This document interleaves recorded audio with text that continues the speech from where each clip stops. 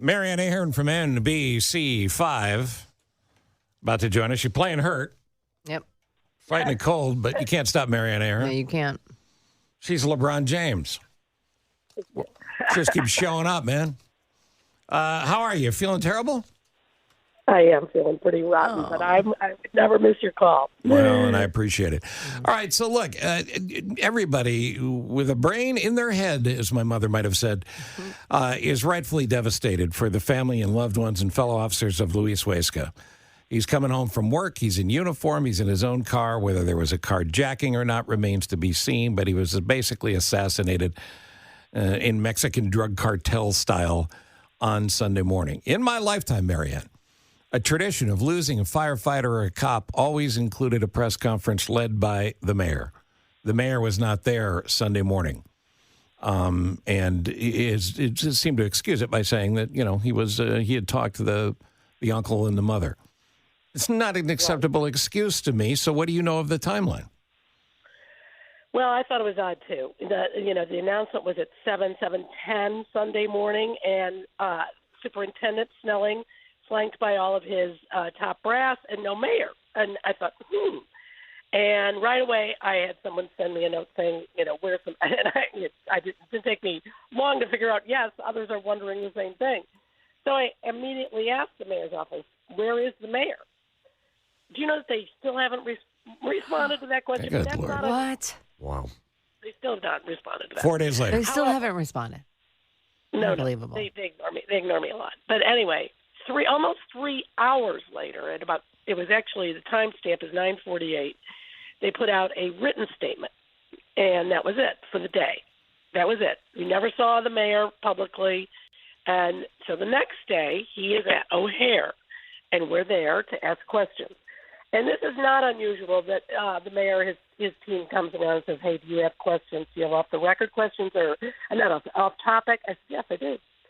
And so they go through the questions about what the event is first, and then it's our turn to ask off-topic. And I said, Mayor, where were you? Why were you not with the superintendent? And he said, I was with the family. I said, well, your absence was noted. Well, I was with the family. And it was one of the worst, hardest things I've ever done, to see the family care for their dead son, something like that. And I'm sure it was. I'm sure it was horrid. But he could have done both. Right. Well, Marianne, what you've seen for many more years than me, and what I've always seen, is the following.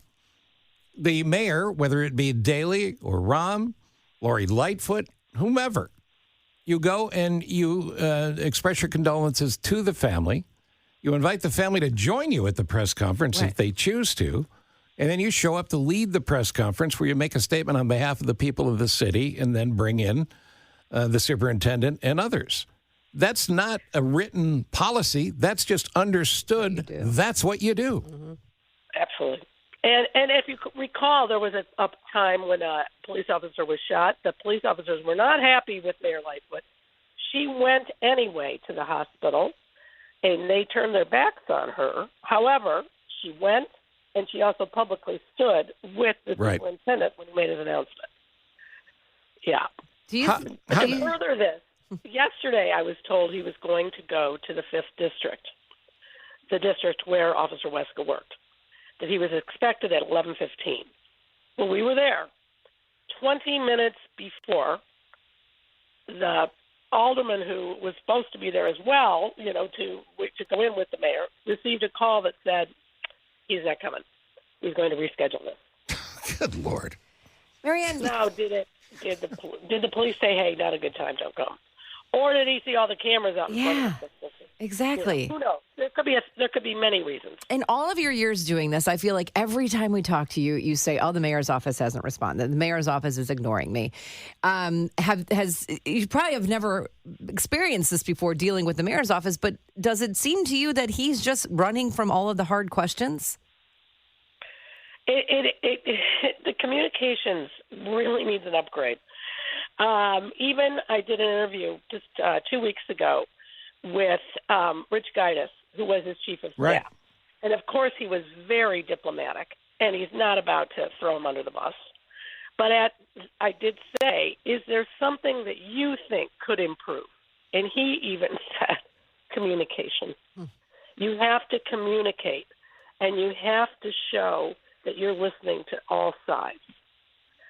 And I thought that was, pretty telling for him to even go that far. Well, yeah, and most of us who have known Rich off and on through the years had optimistic feelings about it and hoped that he would be in the room for all the important meetings. And we're not still entirely clear why he chose to leave, other than the rumors and the stuff that we hear about disorganization and bad communications and things.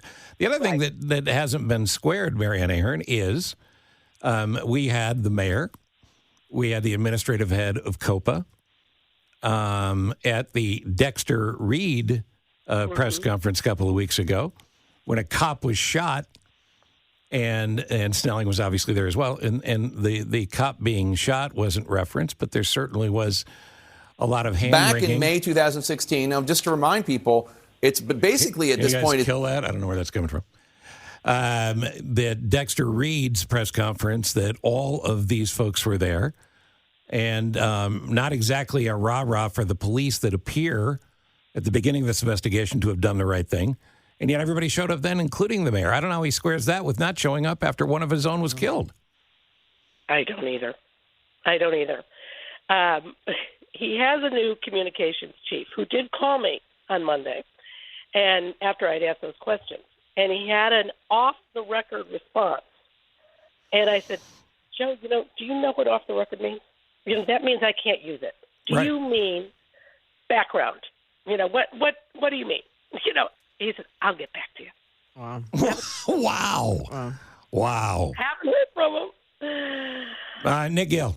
Well, Marianne, I guess we had a retired officer on the other day who basically said that the mayor was at a press conference at O'Hare? On Monday morning. Right. On Monday morning, and couldn't be. And that jives with what you understand? Yeah, that's where I asked him the question. He was at O'Hare on Monday morning, and I asked him, why weren't you with the superintendent on Sunday? Right. Why weren't you there? Well, it wasn't the superintendent was upset, too. Yes. Yeah, the superintendent was absolutely not pleased. The other thing, Marianne, that came up yesterday, and I'm sure you're aware of this, I was not until this retired lieutenant told us this. This mayor has the largest police security force of any mayor in Chicago history at 130 staffers, when cops on the street are down by over 2,000 in number. And Daley had, second Mayor Daley had gotten it down to a couple of dozen. I think Rahm had even less than that. Mayor Lightfoot had 100 or so, and Johnson's up to 130. Has anybody in your presence, or maybe you yourself, have you brought that up? No, and we need to. And I do believe that many of those are assigned to City Hall. And they're in the lobby, they're upstairs. They're not all, obviously, he doesn't have 130 people following him around every day. But they're in various places. And that does seem excessive. But they must have an explanation of perhaps threats. I have no idea. But, yes, I have heard that number as well. When you get that question answered, let us know, will you? Because I'll put you on anything. Of course. Hey, can I ask, have things gotten better at City Hall? Remember, there was a lot of restrictions put into place, I think it was for COVID, and then after that went away, those things remained in place. Is that still kind of restrictive? Very much so. Okay. It took them a while to figure out. Now, this is just, there was a police officer in front of the bank of elevators that went to 1 to 5. There was no one at the bank of elevators that go to 6 to 11. Well, it doesn't take a rocket scientist to figure out you can take the elevator up to 11. That's the kind. They now have a cop at 6 to 11. Now, that's honestly been the whole time I've been a reporter here. There's never been someone checking IDs to go to 6 to 11. Right. That's so funny. Now, that's new. And I asked about that, and they did say they're upping their security because of the convention. So I recently, maybe within the last month, did a story and went over to City Hall and stood in front of the mayor's office on the 5th floor to shoot what we call stand-up, where you stand there and say something and it's part of your story. Oh, my. Some gal from the communications staff came running outside. What are you doing here? I said, just shooting a stand-up. You have to get permission. I said, no, I don't think so. Public building. Right. No. You have to call us first. I said, well, you're a little late. We're done. We already did. But, the restrictions are very tight. Wow. So you're standing on public property reporting, and the mayor's office thinks they can control where you stand. Yes, in the lobby. That's pretty remarkable. Never happened before. No, because no. Yeah, you could go up to the 5th floor and shoot a quick stand up and leave. Exactly. I mean, they'd want to know, like, what are you up to? Yeah. And you'd say, hey, I'm shooting a stand up for my story, and off. And now they want to know, well, what's your story about? But hey, right. Could you send me advance copies? Thank you, Marianne Ahern. Please take care. You sound fine, by the way. You sound great. Don't worry about it. All right, good deal. All right, thank you, Marianne, and we appreciate it on short notice, obviously.